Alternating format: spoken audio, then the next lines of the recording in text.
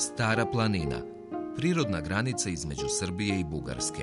Najviši vrh, Midžor, 2169 metara nadmorske visine. Sve do leta 2006. Stara planina je postojala uglavnom kao pojam u udžbenicima geografije i bila dobro poznata isključivo ljubiteljima očuvane prirode, mira i lepote koju je mogla da im pruži. A onda se sve promenilo.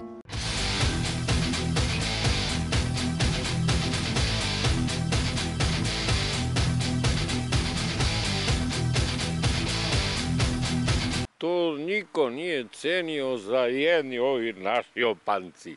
Si ga mogao kupiš. Onda. Pirodski. A evo sad košta 6-7 milijana evra.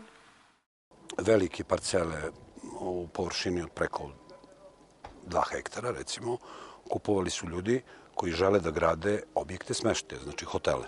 Ipak, ispod najviših staroplaninskih vrhova, ispod obećane zemlje, niže od mašina koje kroz stoletne bukove šume postavljaju žičare i ski liftove, u njenom podnožju u 14 sela Budžaka, kako se taj kraj inače zove, traje život kakav je i do sada bio. Koliko je ova kuća stara? Pa ima više od 100 godina. Balta Birovac danas trenutno ima negde oko 145-6 stanovnika. Znači 62-3 domaćinstva, znači koja su aktivna. Znači u proseku imate negde oko 2,5 stanovnika, znači po jednom domaćinstvu. Seoska škola. U dvorištu škole 2 đaka. Rastao grad, porastao, svom se rastu osijaju.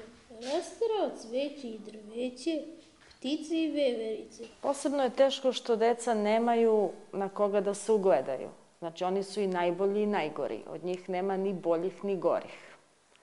I to je najteže. Najbolje bi bilo kada bi bilo više dece. Valjda će ovaj Bog da pogleda i na ovaj narod ovde u ovom kraju. I mi nismo antihristi, i mi poštujemo sve i slavimo slavu i krstimo se s 3 prsta i sve to radimo što radi i ovi ostali ljudi. I ja stvarno vidim